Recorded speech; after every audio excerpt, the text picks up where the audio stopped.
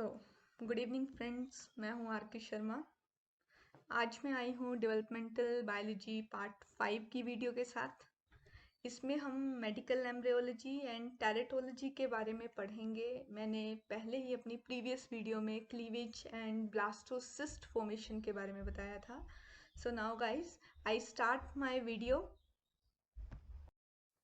So medical embryology क्या होती है? मेडिकल एम्ब्रियोलॉजी बेसिकली आजकल हम देख सकते हैं कि जो बच्चे पैदा होते हैं उनमें डिफरेंट डिफरेंट टाइप्स की एबनॉर्मेलिटी होती है। ठीक है, तो मेडिकल एम्ब्रियोलॉजी बायोलॉजी की एक ऐसी ब्रांच है जिसमें हम इस एबनॉर्मल डेवलपमेंट के बारे में स्टडी कर सकते हैं। हम इसमें एबनॉर्मल डेवलपमेंट के बारे में भी स्टडी करते हैं और नॉर्मल डेवलपमेंट के बारे में भी स्टडी करते हैं।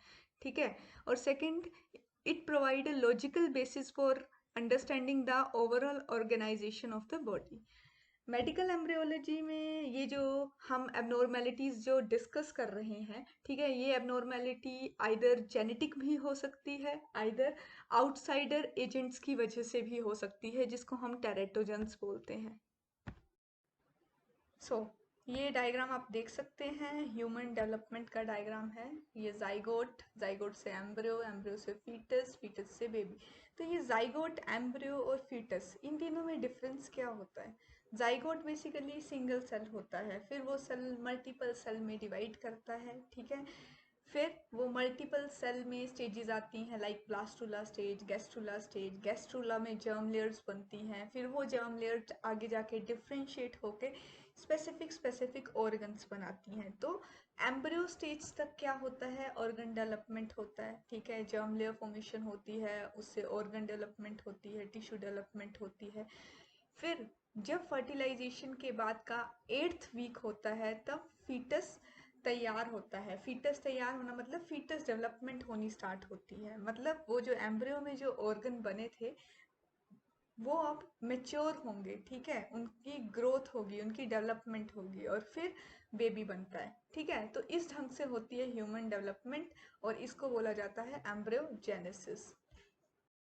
सो जेनेटिक मालफॉर्मेशंस एंड सिंड्रोम। अब मालफॉर्मेशन क्या होता है? मालफॉर्मेशंस बेसिकली ऐसी एबनॉर्मेलिटीज होती हैं जो जेनेटिक इवेंट्स की वजह से होती है। ठीक है, like genetic events, either gene में म्यूटेशन हो जाना, आइदर क्रोमोसोमल एन्यूप्लॉइडी की वजह से, और आइदर ट्रांसलोकेशन, जीन ट्रांसलोकेशन की वजह से। ठीक है, तो उससे जो भी एबनॉर्मेलिटी आती है उसको मालफॉर्मेशन बोला जाता है। और सिंड्रोम क्या होता है? जब एक ही डिजीज में दो या दो से ज़्यादा मालफॉर्मेशंस एक्सप्रेस करती हैं एक साथ। ठीक है, जैसे for example Holt Oram syndrome है। ठीक है, उसके अलावा कुछ और भी होती हैं, जैसे fragile X syndrome, Klinefelter syndrome, Turner syndrome, Down syndrome. ठीक है, तो ये जो फ्रेजाइल एक्स सिंड्रोम होता है, इसमें क्या होता है? ये जेनेटिक चेंज होता है। इसमें जो जीन एक ऐसे प्रोटीन को कोड करता है जो ब्रेन डेवलपमेंट में हेल्प करता है, उसी में कुछ ना कुछ चेंज हो जाता है। ठीक है, और उसकी वजह से क्या होता है? ब्रेन डेवलपमेंट अच्छे से नहीं हो पाती। ठीक है, तो इसमें जो सिम्टम आते हैं फ्रेजाइल एक्स सिंड्रोम में, वो आती है intelligence problem, social and emotional problem, speech and language problem. ठीक है, ये जीन म्यूटेशंस की वजह से डिसऑर्डर होता है। ठीक है, उसके बाद आता है chromosomal aneuploidy. Chromosomal aneuploidy, aneuploidy मतलब क्रोमोसोम का नंबर इंक्रीज होना या डिक्रीज होना। बेसिकली जो ह्यूमंस होते हैं, ठीक है, जो सेल्स होते हैं उसमें 46 क्रोमोसोम्स होते हैं। ठीक है, जिसमें से 44 ऑटोसोम्स होते हैं और जो रिमेनिंग 2 होते हैं that are allosome, that is the sex determined chromosome. तो एन्यूप्लॉइडी के example like Klinefelter syndrome, second example Turner syndrome, Down syndrome. Klinefelter syndrome में एक्स्ट्रा कॉपी आ जाती है क्रोमोसोम की, टर्नर सिंड्रोम में क्रोमोसोम मिसिंग हो जाता है। ठीक है, तो ये होती हैं जेनेटिक मालफॉर्मेशंस। ठीक है, तो आगे हम होल्ट ओरम सिंड्रोम, जो ऑटोसोमल डोमिनेंट कंडीशन, ठीक है, जिसे ऑटोसोमल डोमिनेंट कंडीशन भी बोला जाता है, ठीक है, उसको हम डिटेल में स्टडी करेंगे। सो होल्ट ओरम सिंड्रोम, इसका नाम होल्ट ओरम इसलिए है क्योंकि ये जो होल्ट एंड ओरम, ये दो साइंटिस्ट हैं जिन्होंने इस सिंड्रोम को स्टडी किया था। इस सिंड्रोम को हार्ट हैंड सिंड्रोम भी बोला जाता है, क्योंकि ये जो सिंड्रोम है हार्ट और हैंड से रिलेटेड होती है। इसमें मालफॉर्म्ड हार्ट बनता है, मतलब क्या होता है, जो हार्ट के बीच में सेप्टम होता है, ठीक है, वो अच्छे से फॉर्म नहीं हो पाता, ठीक है। हैंड सिंड्रोम, हाथ अच्छे से डेवलप नहीं हो पाते। तो ये भी एक जेनेटिक डिसऑर्डर होता है जिसमें एक जीन होता है TBX5 जीन, उसमें म्यूटेशन आ जाती है, ठीक है। ये जो TBX5 प्रोटीन होता है, ये हार्ट और हैंड की डेवलपमेंट में हेल्प करता है, ठीक है। और अगर इस जीन में कोई म्यूटेशन आती है तो उससे जीन का एक्सप्रेशन अगर होगा तो वो प्रोटीन नहीं बन पाएगा जो हार्ट और हैंड की डेवलपमेंट में हेल्प कर रहा है। और ये TBX5 gene, it is also important for normal growth and differentiation in both location, ठीक है। हार्ट और हैंड, इन दोनों के लिए, इनकी प्रॉपर डेवलपमेंट के लिए, प्रॉपर डिफ्रेंसिएशन के लिए भी TBX5 जीन की ज़रूरत होती है। तो ये होता है हमारे पास एक सिंड्रोम, होल्ट ओरम सिंड्रोम, ठीक है। सो डिसरप्शंस एंड टेरेटोजेंस, ठीक है। सबसे पहले डिसरप्शन क्या होता है, फिर टेरेटोजेंस क्या होते हैं। डिसरप्शन कोई भी एबनॉर्मेलिटी जो किसी एक्सटर्नल एजेंट की वजह से आ रही है, आइदर वो ड्रग की वजह से हो रही है या वायरस की वजह से, केमिकल की वजह से, रेडिएशन की वजह से, हाइपरथर्मिया की वजह से, तो उन एबनॉर्मेलिटीज़ को डिसरप्शंस बोलते हैं, ठीक है। और जो एजेंट डिसरप्शन कोज करते हैं उन्हें टेरेटोजन भी बोला जाता है। ये ग्रीक वर्ड है जिसका मतलब होता है मोस्टर फॉर्मर्स, ठीक है। और इन टेरेटोजन की स्टडी को टेरेटोलॉजी बोला जाता है। ड्रग थैलिडोमाइड, ये ड्रग माइल्ड सिडेटिव ड्रग होता है, ठीक है। ये ड्रग 1960s में प्रेग्नेंट वुमेन को दिया जाता था, क्योंकि उस टाइम पे वुमेन को जब नोजिया कंडीशन होती है तो ये नोजिया कंडीशन को रोकता है, उसके ट्रीटमेंट के लिए ये ड्रग दिया जाता था। पर इसके ड्रग के यूज़ की वजह से बहुत सारी एबनॉर्मेलिटीज़ जो बेबी होता है उसमें आ जाती हैं। तो जो मेन कंडीशन होती है दैट इज़ फोकोमीलिया। फोकोमीलिया मतलब कि जो बेबी होगा उसके लिम्स आइदर डेफिशिएंट होंगे या फिर एब्सेंट होंगे।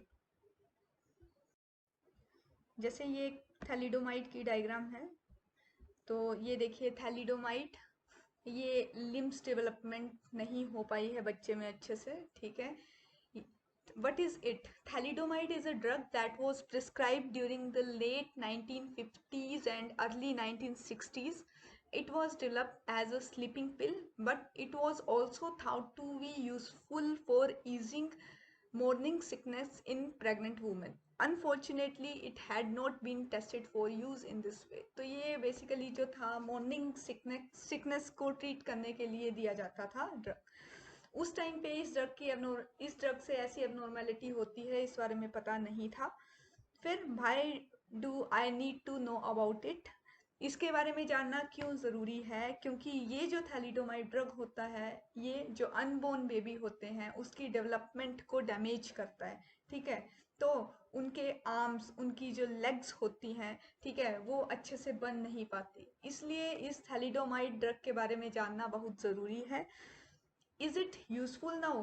थैलिडोमाइड ड्रग का यूज बेसिकली लेप्रोसी और बोन कैंसर के लिए किया जाता है, ठीक है। पर इसके लेवल को रेगुलेट रखा जाता है, ठीक है। इसको जो यूज है वो हैविली रेगुलेट है, ताकि उससे ऐसी प्रॉब्लम ना हो सके जैसे 1960s में हुई थी। उस टाइम पे बहुत सारे ऐसे बच्चे थे जो इस ड्रग की वजह से एबनॉर्मल पैदा हुए थे, ठीक है। The thalidomide disaster was part of the reason drugs are so strictly tried and regulated today, ठीक है।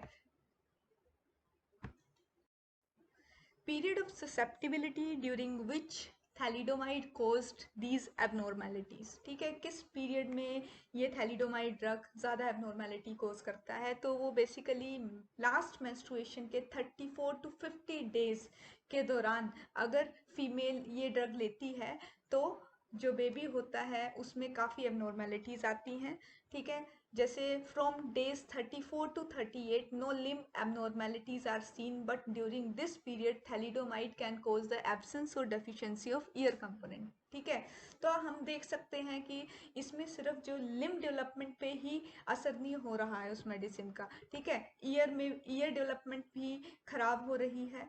तो इस ढंग से ये जो थैलिडोमाइड ड्रग है ये काफ़ी ज़्यादा एबनॉर्मेलिटीज कोज करता है in the normal development of the baby.